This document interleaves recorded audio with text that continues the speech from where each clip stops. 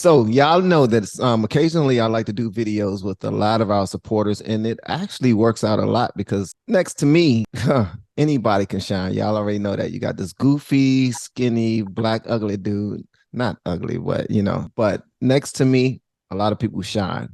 And I got a young lady near here with me tonight, and I would like for her to introduce herself, if you don't mind. I don't mind at all. I'm Tiara, but my friends call me TT. I'm happy to be here, honestly. Now, what's going to happen is, reason why I introduced you is because do you want anyone to follow you on any of your social medias? Not really, no. Now, TT, where are you from? I'm from Greenville, South Carolina. Yeah, I heard that I Southern love it twang. here. I Yeah. love it. I love the South. All right, all right. Now, were you born and raised like in the suburbs, in the hood? Where you from? I was born and raised in the hood, but I was born in New Jersey, and my family moved to Greenville, South Carolina when I was like 4 or 5. For real? Mm-hmm. So you Yep. was born in Jersey?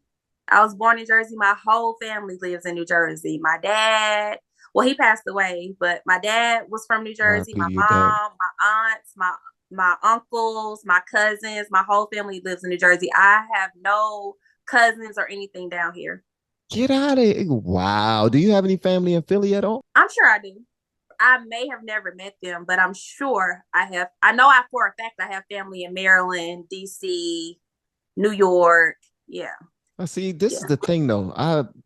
I could be talking to my cousin right now. You really could be. That's something. Fact. This is crazy. I know people who have dated dated people when they was teenagers and found out they was grown. And see, that's what scares me for my boys, because I always say, like, I want them to know their cousins, because you never know. You never know. Nah, you never know at all. I mean, especially something that happened.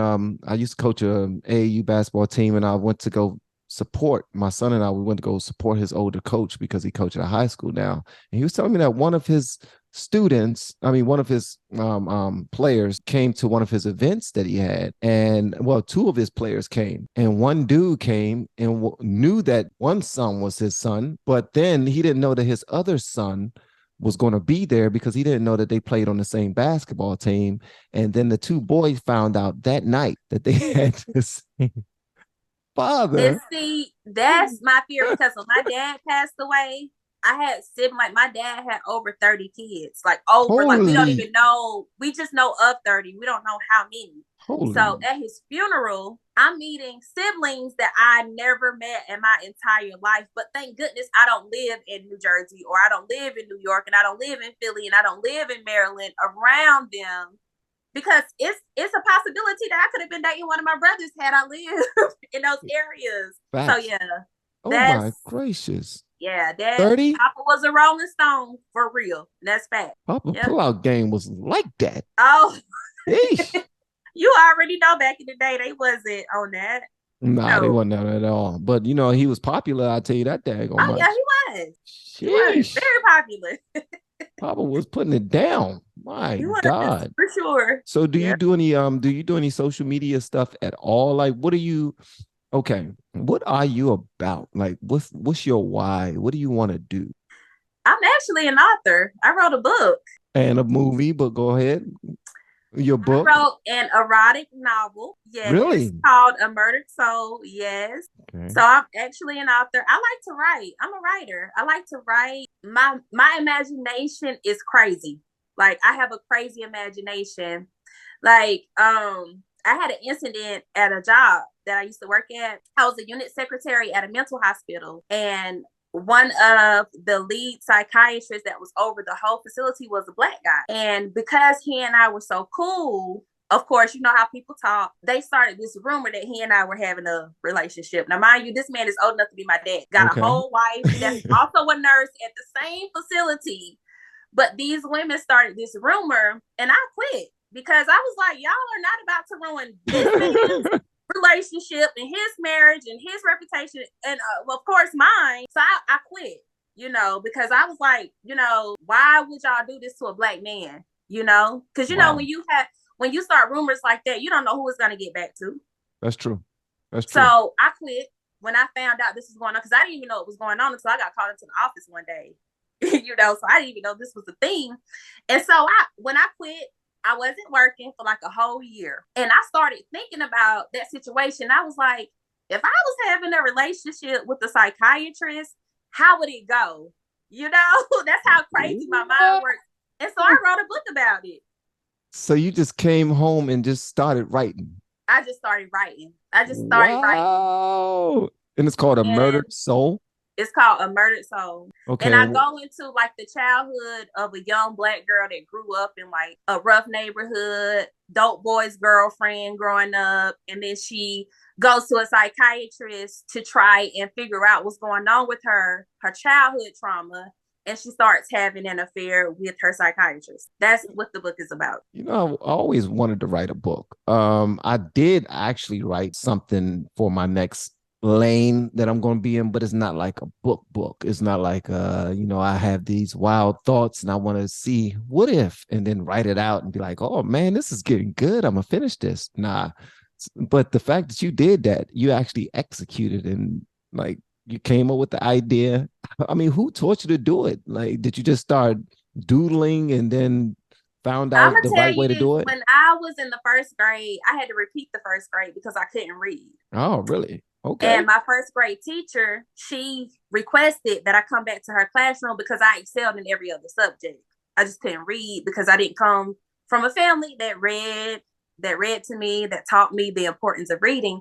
And so when I repeated the first grade, I went back to her classroom. And she told me, she said, you can read. You can definitely read because you've excelled in math, you've excelled in history, you've excelled in all these classes. So what she would do was when I would finish my other work in her class, she would send me to the library. And I would help the librarian, who was also a Black lady. Okay. I would help her put the books in order, by author, by fiction, nonfiction. And I found this book and I just fell in love with reading from this book. To Kill a Mockingbird is the book that I found. And that book made me fall in love with reading. And I would go to the library and I would just read all of the book. And I just ended up wanting to write a book. Like I said, I was going to be an author back then. And my mom told me, I didn't remember saying this, but my mom told me when I wrote my book and I sent her a copy of it, she said, when you was in elementary school, you told me you was going to write a book. And she said, here you are in your 30s and you have written a book. So I don't even remember telling her that. I just remember loving to read from being in elementary school. Oh man, you kept your promise to yourself. I did. And I don't even remember telling my mama this. Wow. I don't remember. It's crazy. Like my mama cried when she got a copy of my book because she remembered me telling her that, because I repeated the first grade. She was so angry. Like, why are you repeating the first grade? You're so smart. She didn't understand. But like my mom was also a single mom that had 4 kids. My mom had me when she was 23 and I was her 4th child. So she didn't, teach me the importance of reading. So she kind of felt bad too, but it's all good, Wow. It worked out. Wow. That's a remarkable story. You wrote a book called A Murdered Soul. Where is it now so we can be able to find it? Or it's on Amazon. It's on Amazon. Okay. Most of the copies that I've sold, I've just ordered author copies and most people just buy them from me. So I've sold like 100 books just off of ordering copies and selling them to people like at my jobs, people that I know, Have you ever thought to record an audio so you can upload an audio to go with it? Like for Somebody Audible? Talk to me about that, but you know what? Now that you just said that, I never thought about it until you just mentioned it. But somebody did mention it to me when I first wrote the book, because this person purchased the book, but he said he prefers audio. Yeah, I mean, because I'm the same way.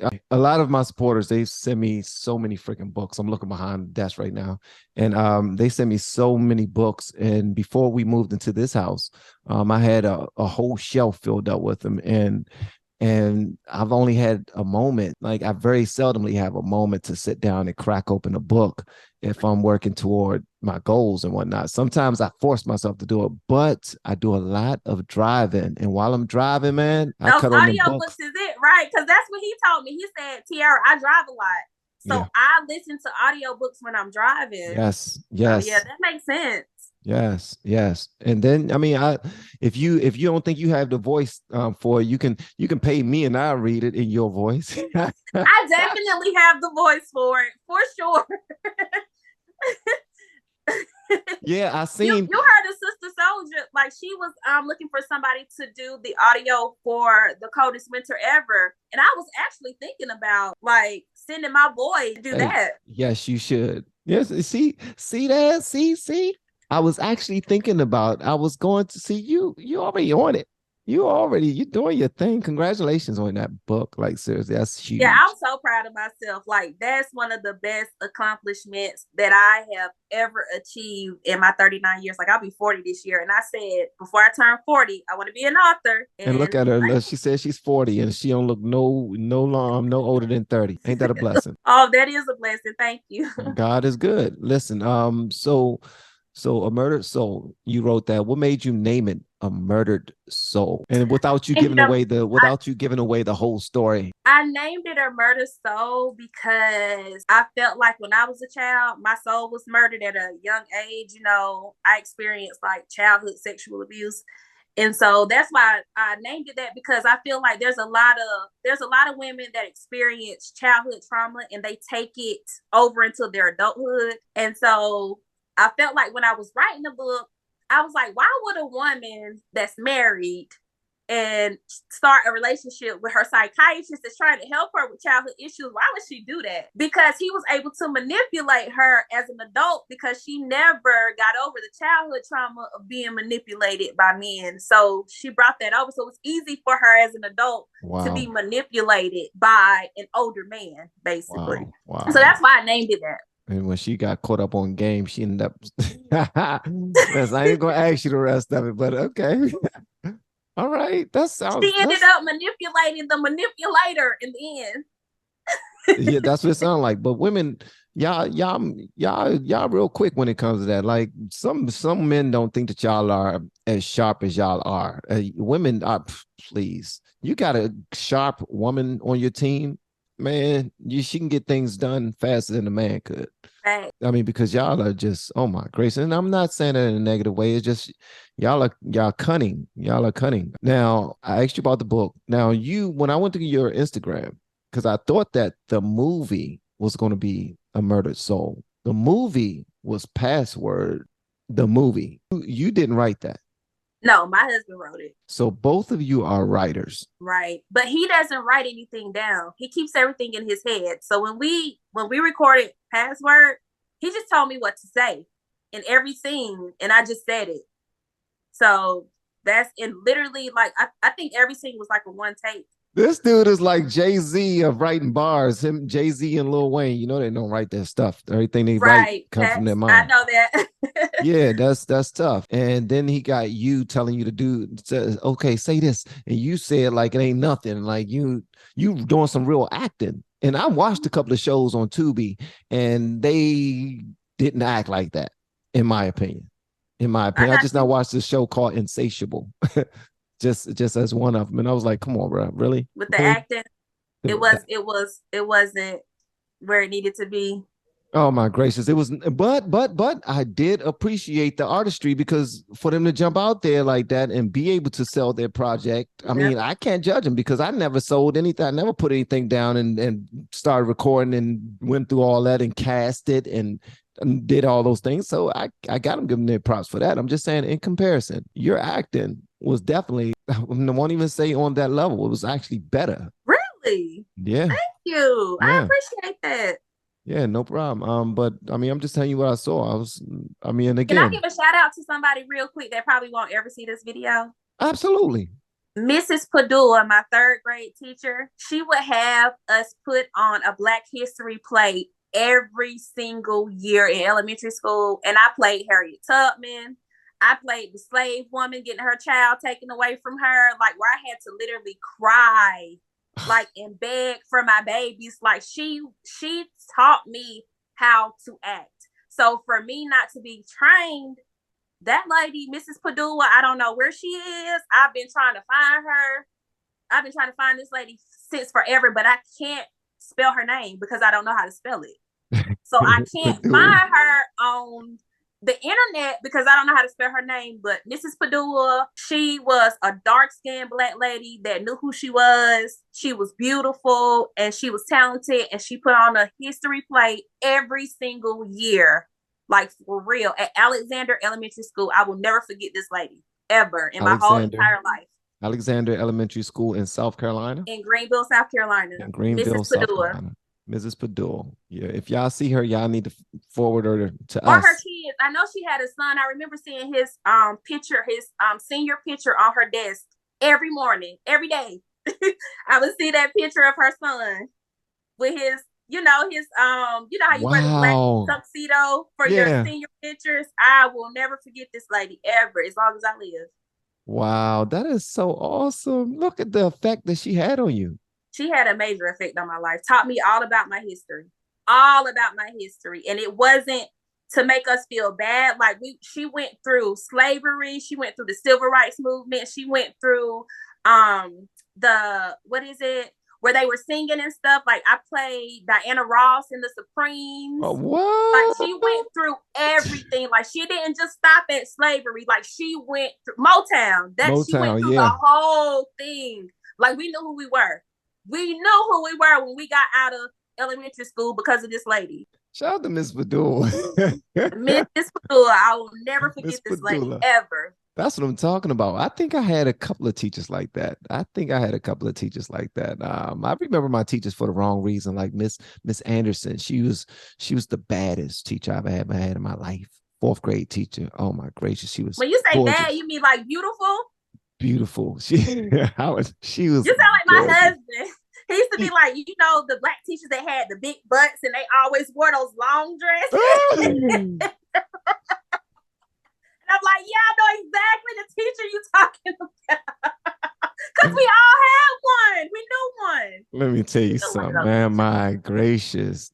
She's the reason why I only, after her, I only loved after her, as if we dated or something. Right. It's so funny. It was only chocolate women for me. Right. Yeah, it's always that one woman or that one man that have you like, oh my God, this is what I want. Like, yes. I know what I want to marry. I know who I want to look at for the rest of my life. And it's okay. It's okay. Yes. Oh my gracious. So Mrs. Padula. Okay. All right. So we need to find her. We need to find her. Definitely need to find Mrs. Padula and her kids. Because she was a huge impact on this young lady that we have here with us today. Yes, she was.